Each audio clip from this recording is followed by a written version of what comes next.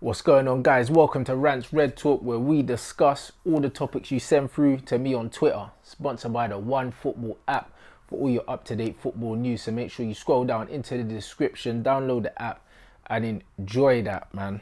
Also, my fight opponent has been announced. Details coming soon on my Instagram. But he fought on one of the last shows that I fought on. Kickboxing and karate background. He fights out of like a boxing, kickboxing gym. So he's had a few fights. It's meant to be at super middleweight. That's what it says. I'm not super middleweight. Like, I'm middleweight at the moment. So he'll have a couple kilos on me, which is fine. It's going to be a good fight, innit? So you lot, if you're coming down, ticket links will be below. If you're not coming down and you want to put money towards the charities that I'm raising money for, the link is in the description, the GoFundMe link, guys. So we're gonna push for that. Fight vlogs are coming soon as well. Gonna make sure I hit that 5k target, so we can send money over to Australia, donate some more money towards the homeless, and yeah, man, and just enjoy my training camp, enjoy my fight. This is my first fight that my mum's coming to, boy, because she never likes watching man fight. So now I have to win this. Do you know what I'm saying? So yeah, it's gonna be good. I'm looking forward to that. Training's been going well. Had a hard session on Sunday. Yeah, you know, just have a look.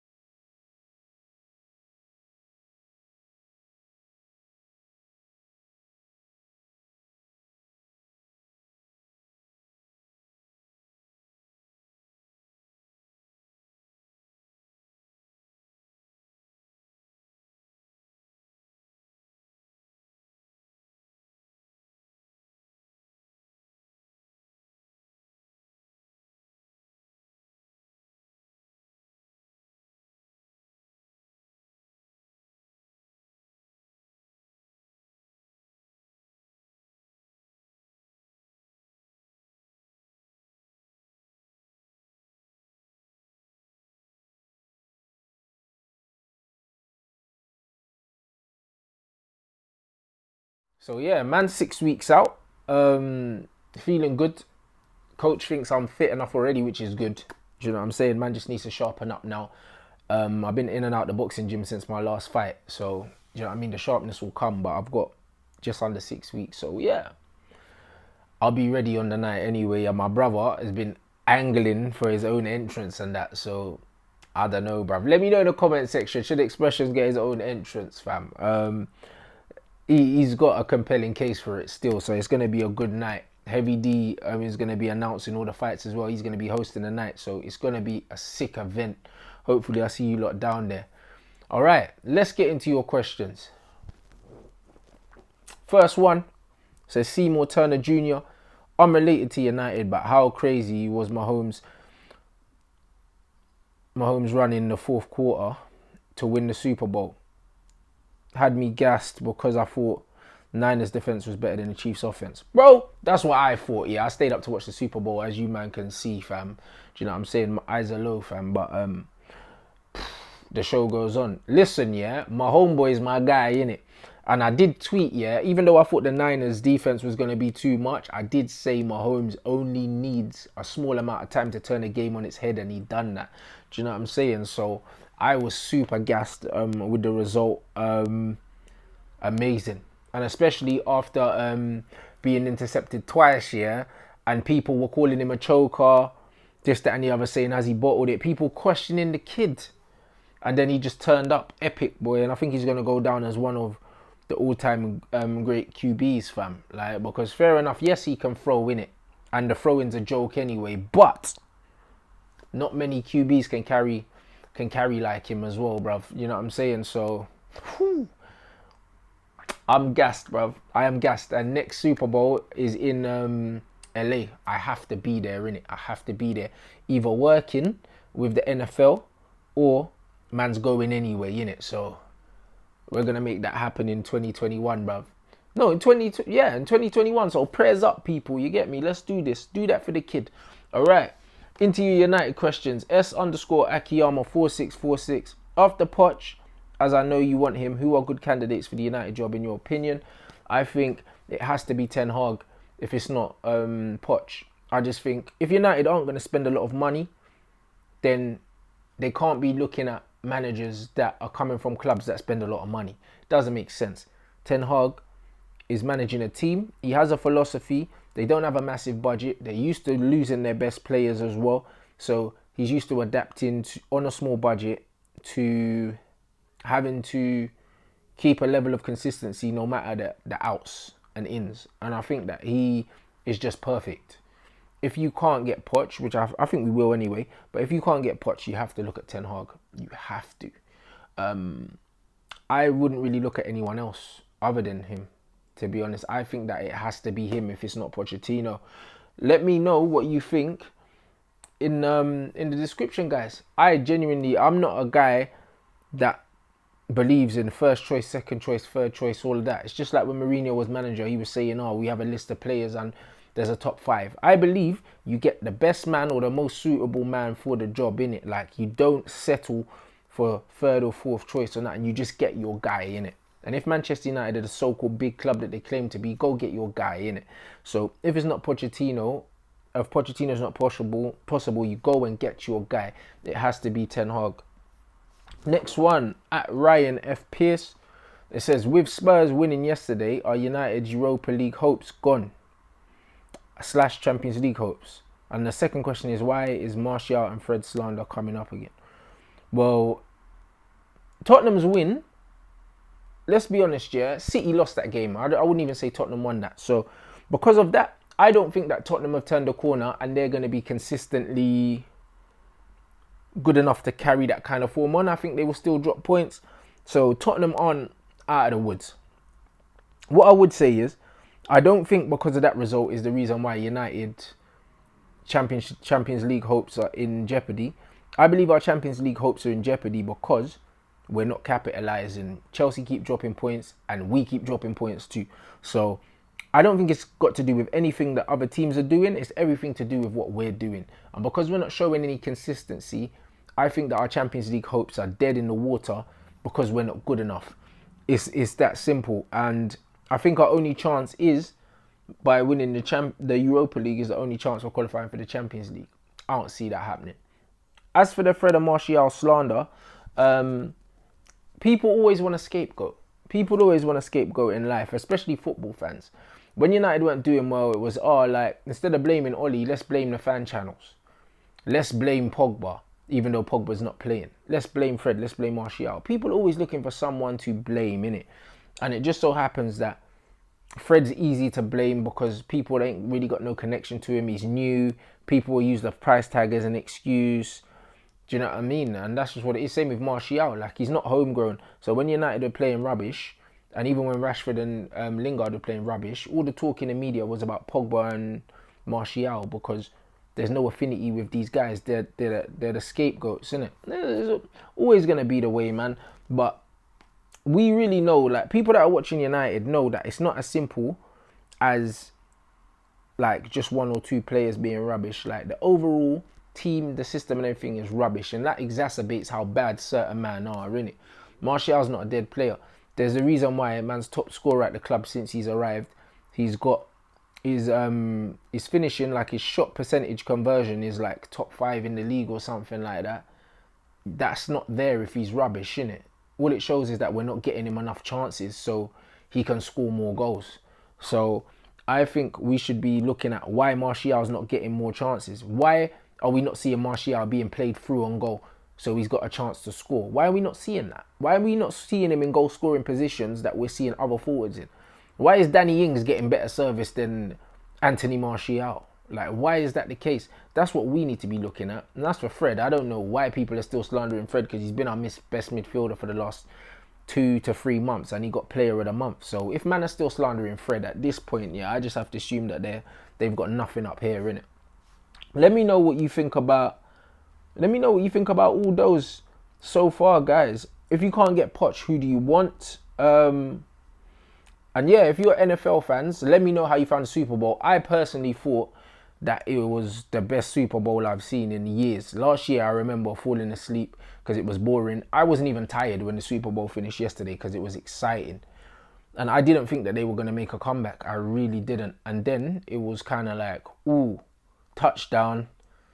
Like, how am I going to do this? So, yeah, man. Beautiful.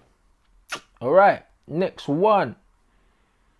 At Mr. Mac's son, do you think we should give Ighalo a chance at right wing as his attributes are better suited to this position than Daniel James? He has skill, enough pace, and a very good crossing. I wouldn't say his skills are more suited to Daniel James at right wing. I think his skills are more suited to Daniel James at this level. I think Daniel James is not a Premier League footballer. He's not. He's nowhere near good enough, bro. Like, in terms of his reading of the game, his positioning and whatever. I think that Ighalo is just a more intelligent player and is more up to Premier League level. Ighalo is better at going past people. Daniel James ain't got no tricks in the book. Like, he's kick it down the line and run. At a lower level, you could get away with that playing against two Bob left backs, yeah? But against decent full-backs, you have to show a bit of invention, a bit of creativity. Daniel James lacks that, bro. I told, man, he's a meal deal, innit? Like, basic ham sandwich, ham and butter, fam, and it's a prawn cocktail crisp. Not even a ready salted thing, because ready salted crisp, there's a place in life for ready salted crisp, yeah. Prawn cocktail, no sir. There ain't no place in life for that. That's a dead crisp, fam. So, you know what I mean? You know when you used to have them Walker's variety bags, yeah, in the house? There weren't no ready salted left over at the end, blood. It was prawn cocktail, fam. The man would eat the cheese and onion already salted, and the prawn cocktail get eat last, fam. So yeah, he's a prawn cocktail thing. So his crossing's brilliant. He's got the little step over, whatever, and he can shoot. Like I said before, he reminds me of like Joaquin Sanchez, blood. Like back in the day when Joaquin was at Betis, yeah, before the Valencia, when he was just taking man down the outside, old-fashioned winger. Take man down the outside, put the ball in. They're a dying breed in football. But I think, especially with Ighalo coming in, I think Ighalo's crossing, that could be a thing, guys. Like, that could be a thing. Let me know what you think about that. Next one is at 93_. How do you think Ighalo playing up front will make people appreciate how difficult Martial's job is at number 9? Yes, I do. I do and I don't, innit? Because they're very different type of forwards, innit? Ighalo is very much like a workhorse. He'll run the lines. He'll do the donkey work. He'll be okay with not having a lot of the ball because that's not the kind of player he is. A player like Martial likes the ball at his feet. The way he plays, you can see he likes to dribble. He likes the 1-2 and he likes to link. He's a player who likes to be on the ball a lot. So it will bother him and he will get frustrated when he's not getting the ball. Whereas with Ighalo, I think Ighalo will be used to doing a lot of work off the ball without the ball because he was at Watford before. Watford didn't monopolise possession against most teams, so he'll be used to just not being in the game and he'll be a lot more patient and he'll be a lot more used to it. I wouldn't say he'd enjoy it more, but at the same time, he's accustomed to it, innit? Martial's not accustomed to it because on the left-hand side, he was getting a lot of the ball. So I think that Ighalo definitely won't get a lot of chances. I'm quietly hopeful that he will do better than even me I expected. Like I said, if man signed Ighalo, bruv, I'll smash my phone, fam. And literally, I was pissed because I'm thinking when Manchester United, you knew since March that Lukaku was going to get sold, but you're waiting till the last day of the transfer window to sign an Ighalo, bruv. It shows how incompetent these men are. Incompetent. And then we get linked with Josh King and them man there, bruv. Not even a Callum Wilson, a Josh King. Then you couldn't even get that over the line. So, I think it will show how hard it is, but at the same time, I think it's going to be a different kind of challenge. Let me know what you think about that. Do you think that Ighalo is going to struggle? I personally think, yeah, just have a little dig at the Arsenal fans. I think Ighalo will score more goals than Lacazette, fam. You know what I'm saying? But by the end of the season, Ighalo will come in, and if he can get 10 goals between now and the end of the season, I'll be very happy with that. That's, yeah, like a couple goals a month and that, like, just under that, 3 goals a month or something. If man can get me a goal every week, you know what I'm saying, or a goal every other week, come on, man. I say that's decent. That's a decent loan. At the real, is that say Kral or something? Kralle. How do you rate our team amongst everyone else when Pogba and Rashford return? I think at full strength, yeah, our team is decent. When I say team, I mean our starting 11. Like, if you're looking at like a fit Bailly, Maguire, Williams, Wan-Bissaka, De Gea, Fred, Pogba, Bruno, Rashford, Martial, Ighalo, yeah, that's all right, blood. That's all right. That's not too bad. Like, that could slap a few teams still. Yeah, like that's not too bad. The first 11 is not really Manchester United's problem. It is literally the fact that our injury record is not very good. When the rotation happens, we don't tend to do well with it because we don't have a system. So we rely on the individual players in the team to dictate how we're going to play. This is the biggest failure of the team, biggest failure of the coaching staff. So when Pogba and Rashford return, and say the rest of them, I think, like, say for instance, we got a fully fit squad to choose from tomorrow. I think that we make top 4 regardless of the coaching, just because the players are good enough. Pogba and Bruno in the midfield is enough to create enough for Martial, Rashford, Ighalo to score goals, and Greenwood to come in and score goals as well. Don't have to rely on crap like Pereira. Mata can come in and do a job. You still got Matic that can step in. You still got McTominay that can step in the midfield. That don't look that bad, innit? Like, on paper. Let me know what you guys think. Do you think that a fully fit squad now would all but guarantee top 4? Or do you still think that we're quite a way off? At R_G Conyo. Left-footed right winger, inverted right forward is the most critical position lacking at Manchester United. Question mark. I used to think so. That's why when I started seeing all the Pepe stuff, yeah, the thing I liked most about Pepe, yeah, from seeing the footage was the fact that he's an inverted right winger, and I have a soft spot for them. When we missed out on Mahrez, Pepe was the closest thing that I saw, yeah, on YouTube, and that was very deceptive. He's rubbish. To a Riyad Mahrez-esque player, a player that's got decent pace, decent trickery, and scores goals. That's what Pepe is on YouTube and in that league as well. But the reality is, do you know what I mean? Pepe ain't that guy in real life, innit? Like, we dodged a bullet on that for 72 million. But I do like an inverted right-sided player. However, I am not looking past Jadon Sancho. Even though he's not inverted, couldn't care less. Couldn't care less. He'll be down the outside. He'll be able to link up with Wan-Bissaka. I'm all for that. Even a Wilfred Zaha would have improved us massively down the right-hand side. I think that he came at the wrong time. He wasn't given a fair crack of the whip to do something at Manchester United. And I still think that he could have done something. And he'll probably end up at maybe Chelsea next season or something like that. And he's good enough. So I don't think an inverted right-sided player is the be-all and end-all. It's something I do like aesthetically, but there's not a left-footed player that I would pick now ahead of Jadon Sancho that I would take. The only one is probably, like, if Leroy Sané became available. But then again, do you know what I'm saying? Like, he ain't played for so long. It's like, when you look at the goal contributions and the goals that Jadon's scoring, how can you really look past him? Let me know what you think about that, guys. Are there any other wingers that you would think of ahead of Jadon? Some of you might say Ziyech. But yeah, let me know. Like, who's out there that you think could do a job on that right-hand side if Jadon isn't an option?